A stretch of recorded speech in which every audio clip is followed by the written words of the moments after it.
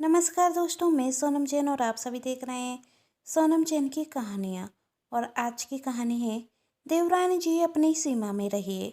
यदि आप सभी को मेरे द्वारा लिखी गई ये कहानी पसंद आए तो जल्दी से कर लीजिए चैनल को सब्सक्राइब और पास में जो बेल आइकन का बटन है उसे प्रेस करना बिल्कुल ना भूलें, क्योंकि उसी से मिलती है आप सभी को मेरी आने वाली हर कहानी की नोटिफिकेशन। कहानी पसंद आने पर वीडियो को लाइक जरूर कीजिएगा, क्योंकि जब आप करते हैं वीडियो को लाइक तो मुझे मिलती है कहानियाँ लिखने के लिए प्रेरणा। और कहानी को अपनों के साथ शेयर करना बिल्कुल ना भूलें। तो चलिए बिना टाइम वेस्ट किए हम कहानी शुरू करते हैं। आज प्रिया को आशीष के नाम की मेहंदी रख रही थी। बहुत जल्द प्रिया आशीष से शादी कर कर अपने ससुराल जाने वाली थी। आशीष अपने घर में सबसे छोटा था। उससे बड़े उसके दो और भाई थे। मेहंदी लगाते हुए प्रिया की सहेली सुलोचना प्रिया को चिढ़ाते हुए कहती, प्रिया सुना है तेरी ससुराल में तेरी दो दो जेठानियां हैं। प्रिया ने कहा, हे तो तब प्रिया की सहेली सुलोचना ने कहा, फिर तो प्रिया तू तो परेशान हो जाएगी। अरे लड़कियों से तो एक सास नहीं छेड़ी जाती और तेरी तो दो दो जेठानियाँ अभी हैं। अब तो तुझे ससुराल में संभल कर रहना पड़ेगा। यदि थोड़ी भी गलती हो गई ना तो तेरी तो खैर नहीं। तब प्रिया ने अपनी सहेली सुलोचना से कहा, ऐसा कुछ नहीं होगा मैडम, मेरी दोनों जेठानियाँ बहुत अच्छी हैं। आशीष ने मुझसे पहले ही कहा था कि उसके दोनों भाभियाँ बहुत अच्छी हैं। तब प्रिया की सहेली सुलोचना ने कहा, भाभी अच्छी होंगी पर जेठानी भी हो यही तो जरूरी नहीं। तब प्रिया ने कहा, बहुत अच्छा जोक है पर हंसी नहीं आई। इंसान अपने मन और स्वभाव से अच्छा होना चाहिए, उसकी नीयत साफ होनी चाहिए, फिर चाहे वह भाभी का रिश्ता हो या जैसा जेठानी का।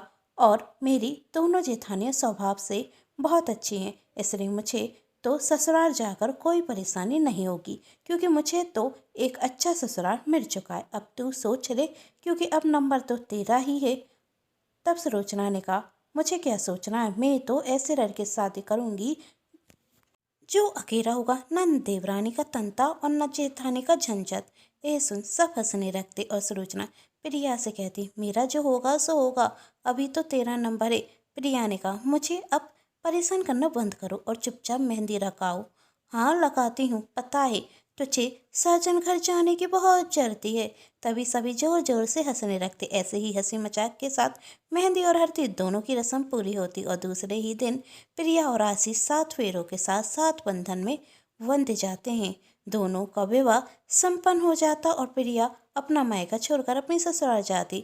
जब प्रिया अपने ससुराल जाती तो उसकी दोनों जेठानियाँ सासू माँ के साथ उसके स्वागत के लिए खड़ी थी। ससुराल आने के बाद प्रिया को मायके की तो याद आती, लेकिन ससुराल में उसकी दोनों जेठानियाँ उसके लिए बड़ी बहन समान थी। वह दोनों प्रिया की बहुत मदद करती हैं। पहली रसोई में भी दोनों जेठानियों ने प्रिया की मदद की, जिस वजह से प्रिया ने बहुत स्वादिष्ट खाना बनाया और सबकी तारीफें बतौरी। तब प्रिया अपनी जेठानियों से कहती, दीदी यदि आप दोनों मेरी मदद ना करती तो आज सभी मेरी इतनी तारीफ ना करते। तब प्रिया की दोनों जेठानियाँ पल्लवी और आरती ने कहा, प्रिया तुम तो हमारी छोटी बहन जैसी हो, तो अपनी छोटी बहन का ख्याल रखना तो हमारा फर्ज बनता है ना। ये सुन प्रिया खुश हो जाती और आशीष से कहती, सच में तुम्हारी दोनों भाभी बहुत अच्छी हैं।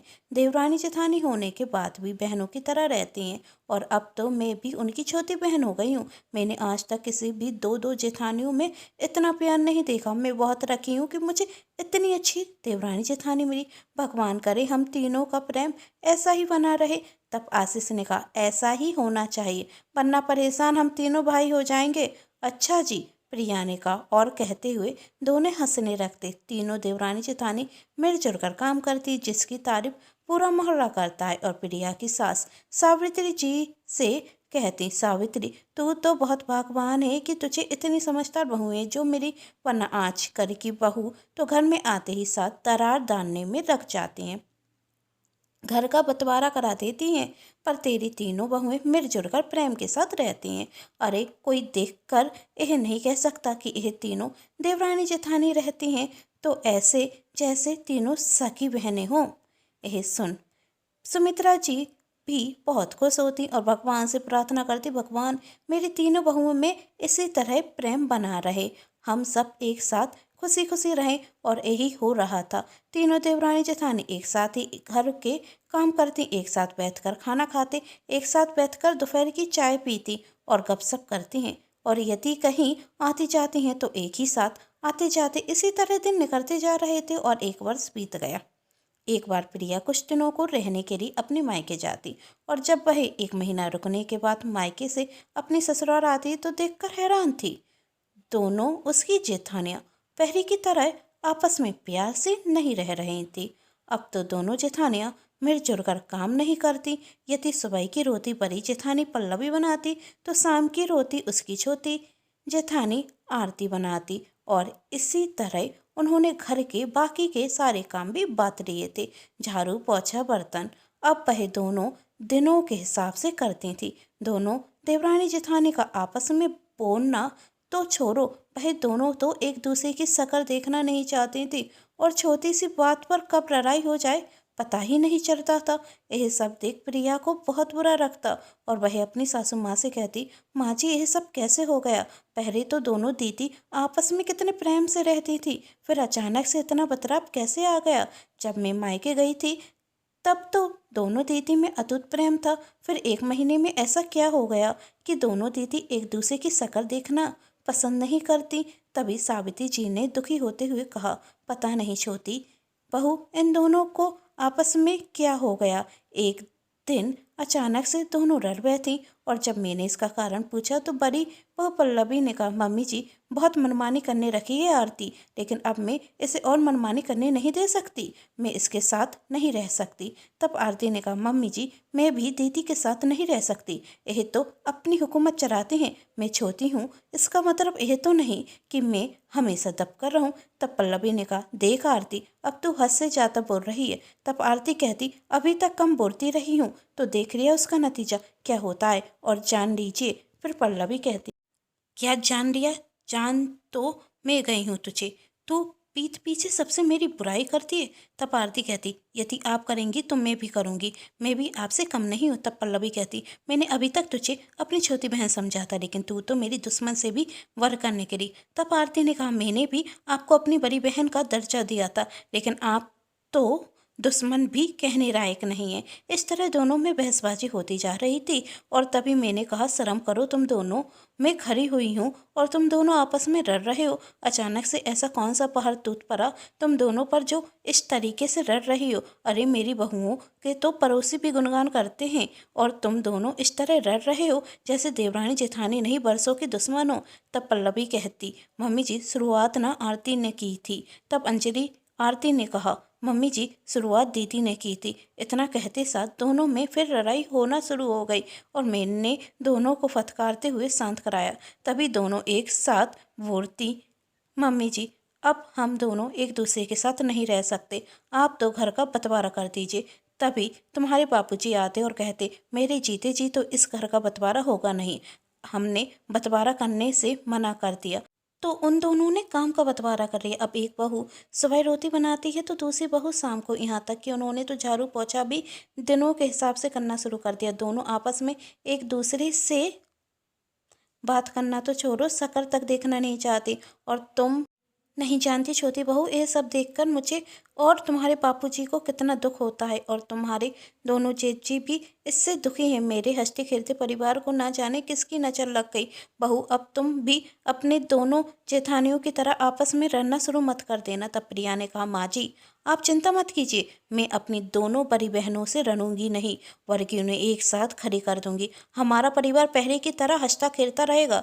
तब प्रिया की सास ने कहा, मैंने तो बहुत कोशिश करके देख ली बहू, लेकिन मैं तो हर बार असफल ही रही। यदि तू ऐसा कर पाए तो इससे बड़ी खुशी की बात है मेरे लिए और कोई नहीं होगी। मैं तो बस भगवान से ही प्रार्थना करती हूँ कि मेरा परिवार हमेशा एक साथ बना रहे। ऐसा ही होगा माँ जी, प्रिया ने कहा। और जब प्रिया रसोई में जाती तो उसकी दोनों जेठानी आपस में लड़ रही थी। बड़ी जेठानी पल्लवी छोटी जेठानी आरती से कहती है, तू आज फिर सब्जी लेने के लिए नहीं गई, अब बताओ मैं क्या बनाऊं? आरती ने कहा, क्यों, सब्जी लाने का ठेका क्या मैंने लेकर रखा है? इतनी तेज धूप में मैं नहीं जाने वाली, सब्जी लेने आपको बनानी है तो आप भी जाइए। तब पल्लवी ने कहा, तो दिन पहले मैं ही गई थी आज तुम्हारा नंबर है, तुम जाओ। दोनों देवरानी जेठानी को आपस में लड़ते हुए देख प्रिया कहती, अरे दीदी आप दोनों आपस में क्यों लड़ रही हैं? जाकर मैं ही सब्जी लेकर आ जाती हूँ ना, और वैसे भी मुझे तो ज़रूरी काम से बाजार जाना है ना। तब पल्लवी ने प्रिया से कहा, तुम ना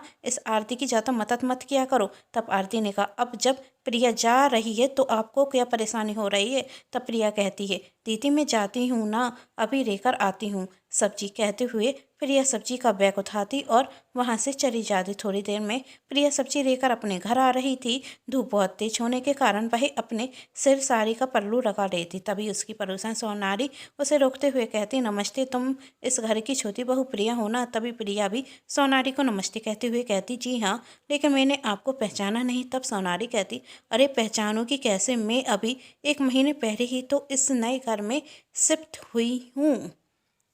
अच्छा, माँ जी ने बताया था कि हमारे पड़ोस में एक नई फैमिली रहने के लिए आई है, तो आप ही हैं वो? हाँ हाँ, मैं ही हूँ, मेरा नाम सोनारी है। तब प्रिया कहती, मिलकर खुशी हुई। तब सोनारी ने कहा, देखो तो कितनी तेज धूप है और तुम इतनी तेज धूप में सब्जी लेकर आ रही हो, तुम तो पसीने से पूरी तरह नहा चुकी हो। तब प्रिया कहती, हाँ गर्मी तो बहुत है, लेकिन काम के लिए घर से बाहर तो निकलना ही होगा ना। तब सोनारी ने कहा, जा तो तुम्हारी दोनों जेठानी भी सकती थी, लेकिन एक जेठानियाँ ना ऐसी होती हैं, परेशान हमेशा अपनी देवरानी को ही करती हैं। तब प्रिया कहती, नहीं नहीं, ऐसी कोई बात नहीं, मेरी दोनों जेठानी अभी अंदर काम ही कर रही हैं, और आप तो जानती है रसोई में काम करते वक्त भी बहुत गर्मी लगती है। तब सोनारी ने कहा, तुम तो बहुत बुरी रखती हो प्रिया, तुम्हारी तो दोनों जेठानियाँ तुम्हें आसानी से मूर्ख बना देती होंगी और सारे काम तुमसे ही कराती होंगी। नहीं नहीं, ऐसी बात नहीं है। प्रिया कहती है, मेरी दोनों जेठानियाँ मेरे लिए तो बड़ी बहन समान है और वही मुझे मूर्ख कभी नहीं बनाएगी। अच्छा, मुझे देरी हो रही है, मैं जाती हूँ। कहते हुए प्रिया अंदर चली जाती और सोनारी मन में सोचती, इसकी दोनों जेठानियों को तो मूर्ख बनाना बहुत आसान था, लेकिन यह तो चतुर चालाक रख रही है। कोई बात नहीं, इसे भी इसकी दोनों जेठानियों की तरह एक दूसरे के खिलाफ भड़का कर रहूंगी, और ना भड़काया ना तो मेरा नाम भी सोनारी नहीं। आखिर घरों में आग लगाना काम है मेरा। प्रिया सब्जी से लेकर आती तो पल्लवी से कहती, दीदी मैं भी आपकी मदद कर देती हूँ, और बातों ही बातों में कहती, दीदी ये नई पड़ोसन सोनारी से आप मिल चुकी हैं? तब पल्लवी ने कहा, हाँ मिल चुकी हूँ, वही बहुत बुरी औरत थे। तब प्रिया ने कहा, लेकिन मुझे तो कुछ ठीक नहीं रखती। तब पल्लवी कहती, अभी तुम उससे पहली बार मिली हो ना, इसलिए ऐसा कह रही हो, लेकिन धीरे धीरे तुम समझ जाओगी कि वह बहुत अच्छी है। अच्छा, कहते हुए दोनों देवरानी जेठानी काम करने रखती। सबके खाना खाने के बाद आरती रसोई घर में आकर रसोई साफ करने रखती है और बर्तन धोती है। तभी प्रिया भी अपनी छोटी जेठानी की मदद करने के लिए चली आती और आरती से कहती, आज सोनारी मिली थी, आपको मिली है? हाँ बहुत अच्छी औरत है। आरती ने कहा, पर मुझे क्यों नहीं रखी? प्रिया ने पूछा। तब आरती कहती, तुम उससे पहली बार मिली हो ना, धीरे धीरे उससे बातें करोगी तो समझ जाओगी कि वह बहुत अच्छी है। प्रिया ने कहा, अच्छा। दूसरे दिन प्रिया सोनारी से मिलने के लिए उसके घर चली जाती।